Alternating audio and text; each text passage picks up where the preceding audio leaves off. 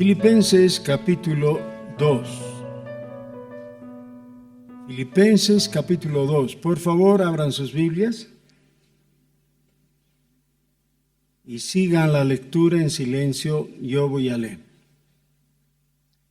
Por tanto, si hay alguna consolación en Cristo, si algún consuelo de amor, si alguna comunión del Espíritu, si algún afecto entrañable, si alguna misericordia, completad mi gozo, sintiendo lo mismo, teniendo el mismo amor, unánimes, sintiendo una misma cosa. Nada hagáis por contienda o por vanagloria, antes bien con humildad, estimando cada uno a los demás como superiores a él mismo, no mirando cada uno por lo suyo propio, sino cada cual también por lo de los otros. Haya pues en vosotros este sentir que hubo también en Cristo Jesús, el cual, siendo en forma de Dios, no estimó el ser igual a Dios como cosa a que aferrarse, sino que se despojó a sí mismo, tomando forma de siervo, y hecho semejante a los hombres, y estando en la condición de hombre, se humilló a sí mismo, haciéndose obediente hasta la muerte y muerte de cruz.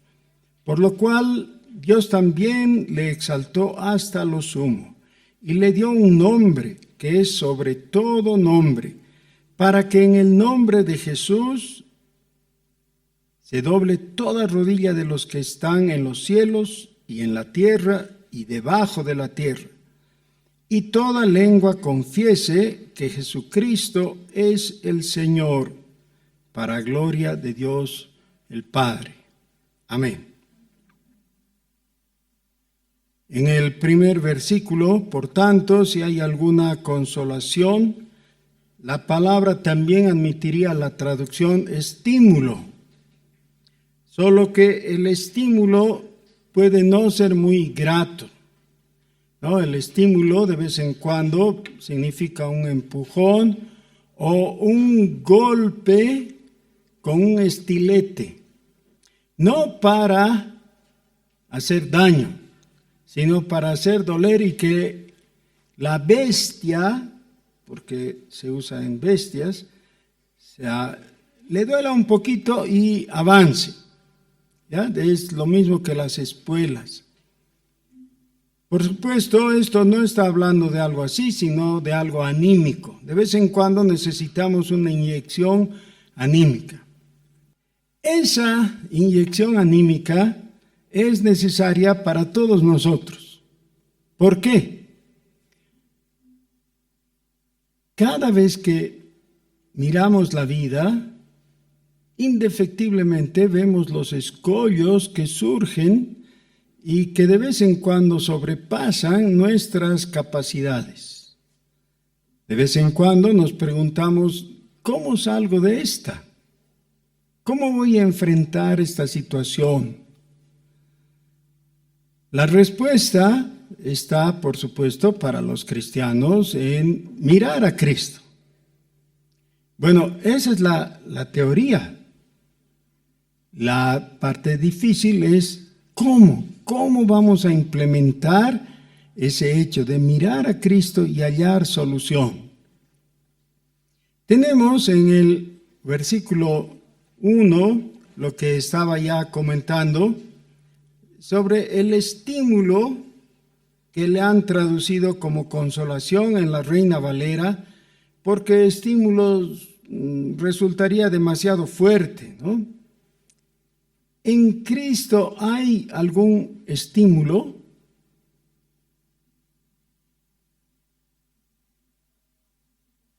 Parece que sí, parece que de vez en cuando necesitamos eso, ¿no? Para dar el paso adelante.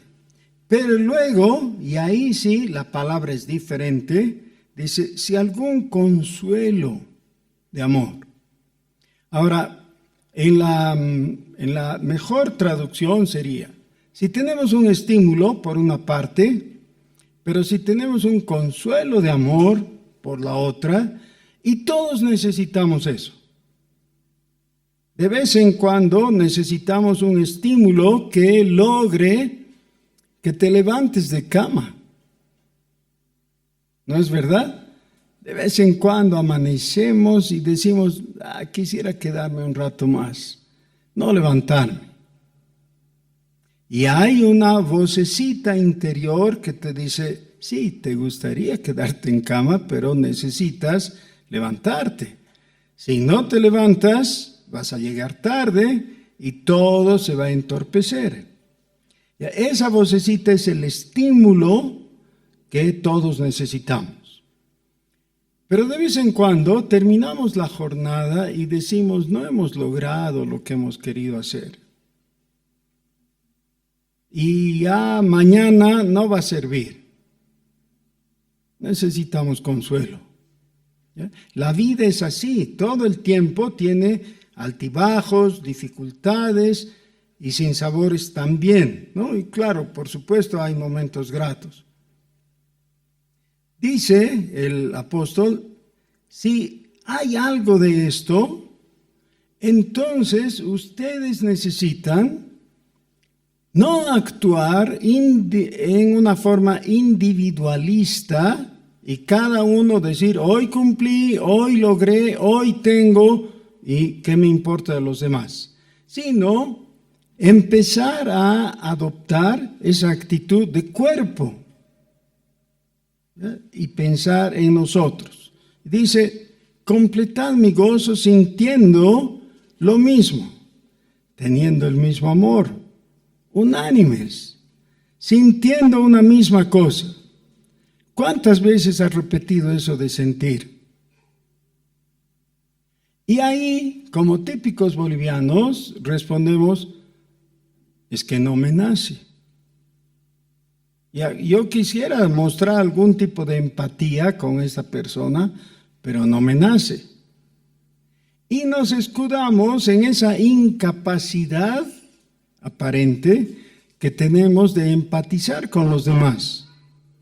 Bueno, fíjense que la manera en que el apóstol presenta esto es imperativa. La manera es imperativa. No está diciendo les aconsejo o les sugiero o les ruego o algo así. Está diciendo háganlo. Sientan. Y por supuesto ahí la pregunta que lanzamos hace un momento se agudiza. ¿Cómo? ¿Cómo vamos a lograr? Y entonces pasa a explicar, versículo 3. Nada hagáis por contienda o por vanagloria. Eso es. Por contienda, ¿qué significa? Contender es luchar, es pelear, ¿ya? Es imponer por la fuerza o violentamente. Y la vanagloria es el acumular ese sentimiento de triunfo personal, pero que es vano, porque justamente aquí no corresponde. No mirando, versículo 4, cada uno por lo propio, sino también por lo de los otros. Lo que decía es ese sentimiento comunitario que solamente se puede dar en el cuerpo de Cristo. Esto en otro lugar es improcedente. Alguien dirá, pero yo esperaba un sermón acerca de la Navidad. Y tienes razón, hoy debiéramos hablar de la Navidad. Pero ¿saben qué? Esto es lo que refleja el espíritu de Navidad. Porque el primero que experimentó esto que estamos mencionando ha sido el Señor Jesús. Y por eso, a continuación, versículo 5, hay un pues. Ese pues nos une la idea de los primeros 4 versículos con lo que continúa, es decir, desde el versículo 5, que ya es un pasaje cristológico por excelencia, ¿no? Está hablando de Jesús. ¿Para qué nos cuenta de Jesús?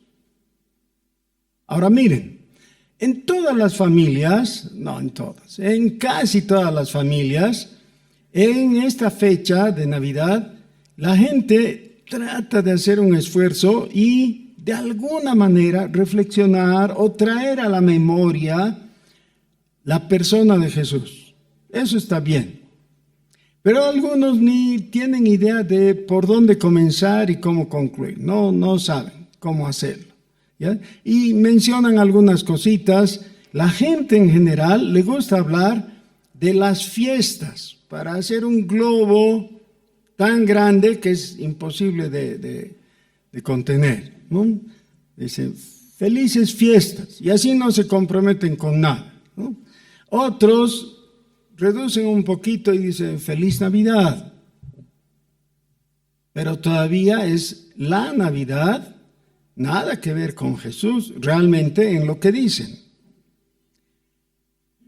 Algunos más pueden precisar, ¿no? Y de vez en cuando oímos en los saludos o felicitaciones de las radios, en la televisión, que dicen feliz Navidad, que el niño recién nacido, pero están hablando de alguien que ha nacido hace 2000 años. Si se siguen refiriendo a él como niño, es bien extemporáneo, ¿no? El Señor Jesús hace mucho que está sentado en el trono, reinando con poder y gloria, y ya no es procedente decirle niño o pedir que el niño te bendiga, esa es una tontería. Así que no le viene. ¿Qué le viene entonces? Es justo lo que el apóstol está declarando aquí. Dice, todo esto que les pido a ustedes en su conducta, en su proceder, en su sentir, en la adopción de una actitud para con los demás, eso debiera ocurrir a la manera de Jesús. ¿Por qué? Dice, haya pues en vosotros este mismo sentir que hubo también en Cristo. ¿Qué sentir hubo en Cristo?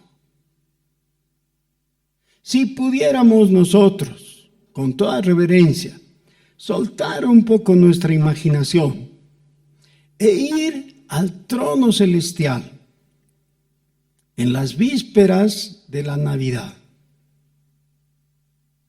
o quizás un poquito antes, ¿no?, de la concepción de Jesús.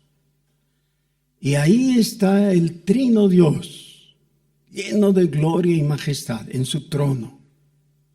Y nosotros como reporteros le pudiéramos hacer una entrevista y le decimos, glorioso Señor, ¿cuál es tu sentir? Tú que estás lleno de gloria. Conste que una de las cosas que aquí nos ha exhortado es no por vanagloria, ¿no es cierto? No por vanagloria. Ahora, el único que no tiene gloria vana es Dios. Su gloria es verdadera, es consistente. Su gloria es verdadera. Dios glorioso, ¿cuál es tu sentir? Y ahí lo que podría ocurrir es que Él diga, estoy contento y satisfecho. Toda la creación a una me da gloria. Me dice, la gloria, la honra y el poder son para ti, porque tú has creado todas las cosas y por tu poder y voluntad tienen su existencia, son como son. Así que, asunto cerrado. Pero ¿qué tal si Él te dice, ven, acércate un poco?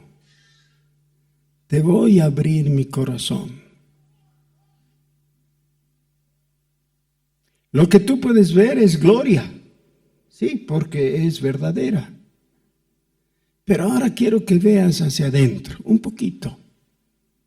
Voy a correr la cortina y te voy a dejar observar lo que de ninguna manera tú podrías saber si yo no te lo revelo. Así, muy bien. Excelso Dios. ¿Qué me quieres mostrar? Estoy sufriendo. Estoy muy triste por la condición de mis criaturas.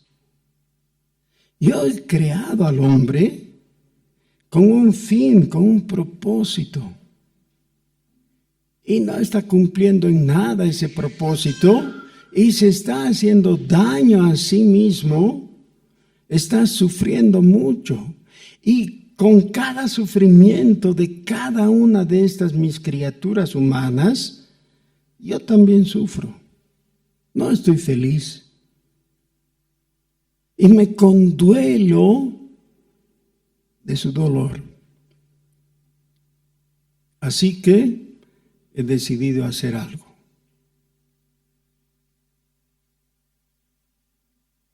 Y todos esperamos que haga algo magnífico, heroico. ¿Podría Dios simplemente haber extendido su mano y hacer un gesto de voluntad y de intención? Y la realidad del mundo hubiera cambiado. Y todos los déspotas y abusivos ser borrados de la faz de la tierra y lanzados en lo profundo del lago de fuego. O cosas así. Se me ocurren un montón de asuntos que Dios podría haber hecho con solamente una palabra de su boca. Pero entonces nos dice, lo que he decidido hacer es hacerme uno de ustedes para habitar en medio de ustedes, para visitarles y para llevarles redención. Si hay un sentido en la Navidad, es ese. El sentido es que el Dios eterno ha querido venir a participar de nuestra miseria, hacerse uno de nosotros. Fíjense cómo lo redacta el apóstol Pablo aquí en Filipenses. El cual, siendo en forma de Dios, no estimó el ser igual a Dios como cosa a que aferrarse. No se agarró de su trono y dijo, aquí estoy bien, sino que se despojó a sí mismo. Se despojó a sí mismo es un tema teológico que ha sido motivo de la escritura de una infinidad de libros de teólogos, generalmente que están haciendo un nivel alto en sus estudios, ¿no? Este es el típico tema de tesis de grado, de doctorado, para aquellos que estudian teología. Se llama el misterio kenótico. La kenosis, en griego, significa el vaciamiento. Porque esto no es tan sencillo como parece o como está expresado. Dice, se despojó a sí mismo, se vació. ¿De qué? ¿De su poder? Parece que no. ¿Por qué? Porque cuando estaba como hombre caminando por el mundo, más bien navegando por el mar de Galilea, se desató una tormenta y él no necesitó sino decirle al viento y la tempestad, cállate. De vez en cuando, si hay algún niño malcriado en nuestra casa, quisiéramos tener ese poder, ¿no? decirle, cállate y que se calle. A veces sucede que le decimos que se calle y grita más, ¿no? No se calla. Ni siquiera podemos lograr entonces con el niño malcriado de nuestra casa. Imagínense lo que será decirle a una tempestad en el mar que se calle. La tempestad puede sonreír. No es una persona, ¿no? Pero la tempestad se debe sonreír al oír a un mortal decirle, cállate. Claro que no se calla. Pero ahí estaba hablando el Creador. Cuando Jesús dijo, cállate, enmudece, no le quedó otra a la tempestad que callarse y aquietarse, y se hizo bonanza, dice. Por tanto, difícilmente podríamos decir que el motivo kenótico se cumplió en Jesús al quedar sin poder. Lo mismo pasó con la serie de sanidades milagrosas que hizo él o la expulsión de demonios, siempre basado en su autoridad y poder. Autoridad y poder. Eso no incluyó el vaciamiento. ¿Qué incluyó?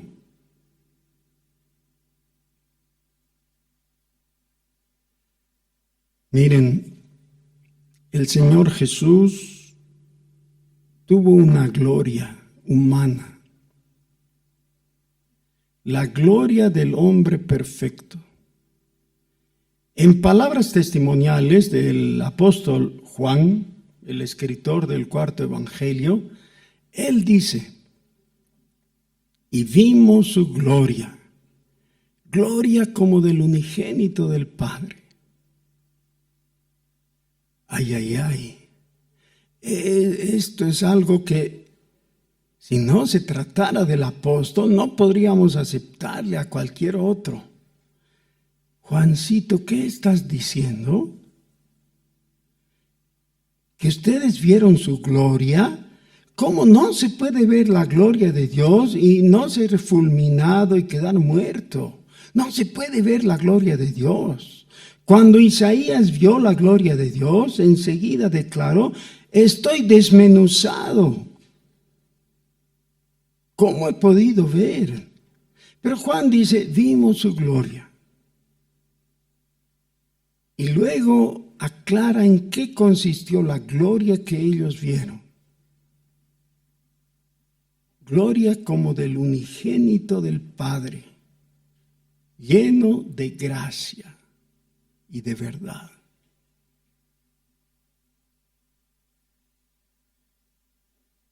Algo que hace diferencia entre las personas, y una gran diferencia, está entre los mentirosos y los verdadosos. No hay la palabra verdadosos, ¿no? ¿Cuál es la palabra? Pero vamos a usar verdadosos para contrastar, ¿ya? Los mentirosos y los verdadosos.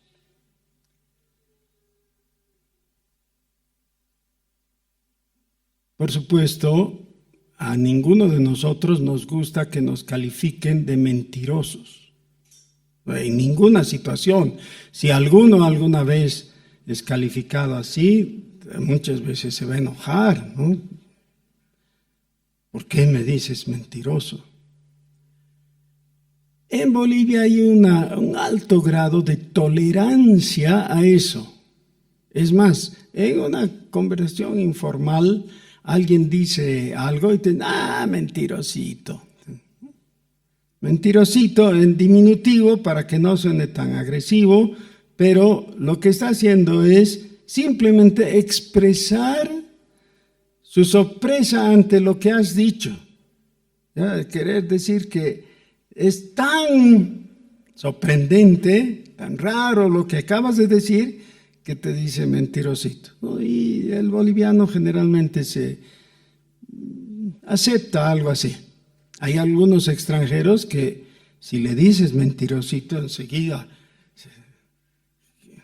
porque es un agravio grave. Bueno, los mentirosos y los...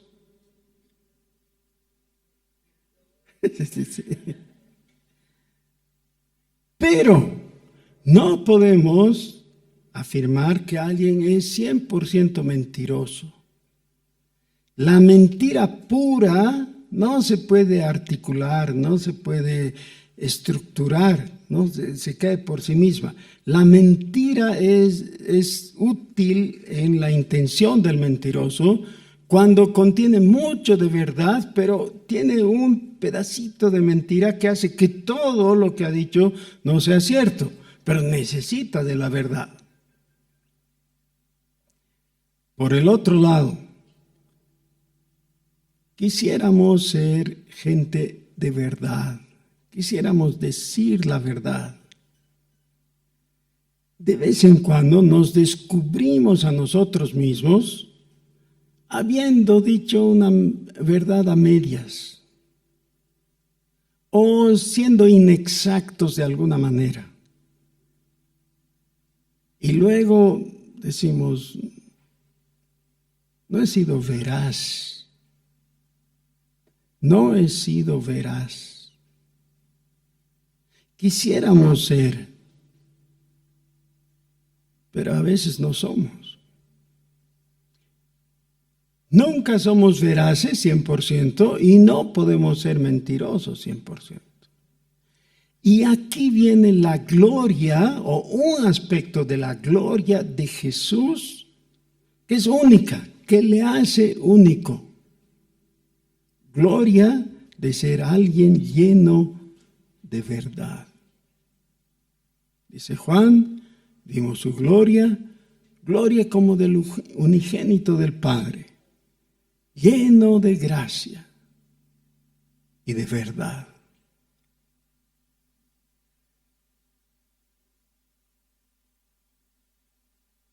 Si alguien te presentara a una persona que es veraz en un 100%, no sé cuál sería tu reacción, pero yo les confieso que si estuviera frente a una persona que a ciencia cierta supiera que es veraz absolutamente,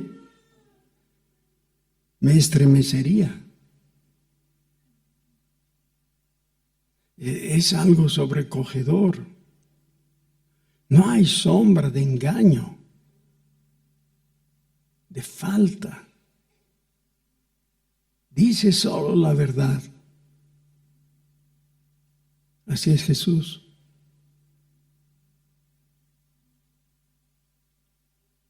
La gracia tiene que ver con la buena intención, con la buena voluntad de parte de Dios para con nosotros. Dios, lleno de gracia, expresó su gracia en su Hijo. Y su gloria, la gloria del Hijo, se expresa en gracia y en verdad. Pero gracia y verdad, aunque son sustantivos, se pueden convertir en adjetivos. Y entonces nos preguntamos, ¿adjetivos de qué? ¿Cuál sería el sustantivo que vengan a modificar estos adjetivos? Gracioso y veraz. Y el sustantivo es el Evangelio. El Evangelio. Si el Evangelio no fuera verdad, sería el más grande fraude de toda la historia. La mentira más horrible y desastrosa, descarnada que pudiera haber. ¿Ya? Imagínense que estamos en el día del juicio y Dios va llamando por lista a cada uno, como dice Apocalipsis 20, y da tu nombre. Y después de oír tu nombre, tú te presentas y te dice, al lago de fuego. Dice, no, un momentito, yo soy cristiano. no me corresponde ir a la... Y te dice, ¿por qué? Yo he creído en Jesús y tengo salvación. Ah, ni creíste semejante cosa. Al infierno. ¿Qué tal? O sea, ni siquiera se nos pasa por la mente que Dios pudiera obrar de esa manera, ¿no es cierto? En realidad, estamos confiados en la veracidad de Dios, ¿ya? La veracidad de Dios. ¿Respecto a qué? Al Evangelio. El Evangelio nos presenta a Jesucristo como nuestro Salvador. Para que el Evangelio tenga valor, depende de que Jesucristo sea veraz. Él dijo, el que a mí viene, o al que a mí viene, no le echo fuera. Eso es válido para hoy. Hoy necesitamos. ¿Pero vale la pena? Claro que vale la pena. De eso depende nuestra salvación. Sí, pero ¿vale la pena confiar en Él? Sí, vale la pena porque es veraz. Es lleno de gracia y de verdad. Verdad absoluta. Solo en Jesucristo. Ahora, a lo que nos insta aquí en Filipenses es que en nosotros también haya ese mismo sentir. En el sentido de despojarnos a nosotros mismos y humillarnos. ¿En qué? Y el punto de partida es reconociendo a Jesucristo. Dice, para que en el nombre de Jesús se doble toda rodilla de los que están arriba en los cielos y abajo en la tierra y en las aguas debajo de la tierra. Y toda lengua confiese que Jesucristo es el Señor. Hay una canción de hace unos 20, 25 años. Cristo es mi Señor. Es de la época que se discutía si se puede alabar con ritmo de rock o no. Cristo es mi Señor. A mí no me gusta el rock, pero esa canción me gusta. Porque para la letra se necesitaba algo muy contundente y el rock es contundente. Cristo es mi Señor. Necesitamos decirlo así con fuerza y con claridad. No algo ambiguo o ambivalente. Algo muy pleno. Cristo es mi Señor. Si de verdad, con fervor, con convicción podemos decir, Cristo es mi Señor. Y lo hacemos con actitud de gente que está de rodillas delante de Dios. Y tomamos en cuenta que Él es el único, lleno de gracia y de verdad. El Señor al pasar podrá decir, a esta vida llegó la salvación. Pongámonos de pie y digamos, Cristo es mi Señor.